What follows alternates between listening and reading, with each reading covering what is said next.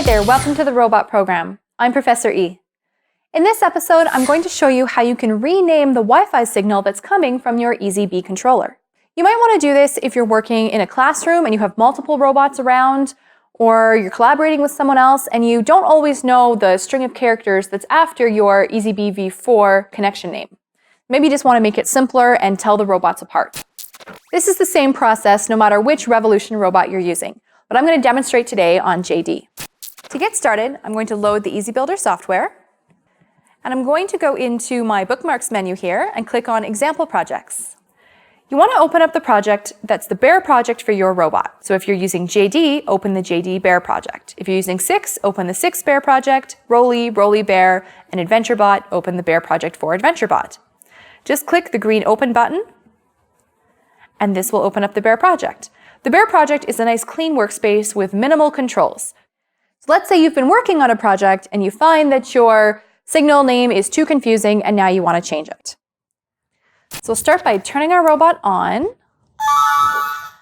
and we're going to lay it face up. Then under my connections, I'm going to go in and I'm going to choose my EZB v4 connection, click Connect.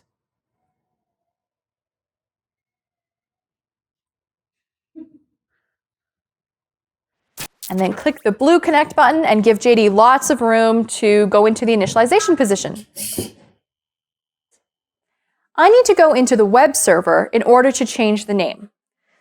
So we can see here we have this number 192.168.1.1, and then we've got some other numbers here. This is going to be the number that allows us to access the server for our EZB v4. And to access it, we're just going to click this little icon right here. It kind of looks like a circle with some lines in it. We click that, and this brings you to the web server for your EZB controller. So you can see here there's a couple different options. If you want to learn how to connect to client mode, you can watch one of our other episodes. We've got some settings, we've got some diagnostics, and you can see here under current configuration, our system name is JD Robot 1, but our SSID is EZB v4 JD1. That's where you're going to see the identifier that you currently have listed for your Wi-Fi connection. So if we click on Wi-Fi AP mode, this takes us into the access point mode for our robot. And you can see here we've got our Wi-Fi SSID, and that's what we're going to change. And you can change it to whatever you want. I recommend still leaving EZB v4 so you know that it is an easy robot that you're connecting to, and change the numbers or letters after the v4. So let's say that I've got 10 different robots in a classroom. Maybe this has a sticker on it, a piece of masking tape. Maybe I know that this is JD number 10. So why don't we call him that? We're going to say JD 10. So that's the new name we're going to go for. We're going to click Save and Reboot. Confirm the changes. So that chime means that our EZB controller is rebooting. So I'm going to go back into EasyBuilder and just disconnect for a second. Turn my robot off. Now if I power on the robot, I should see a connection that has the new name.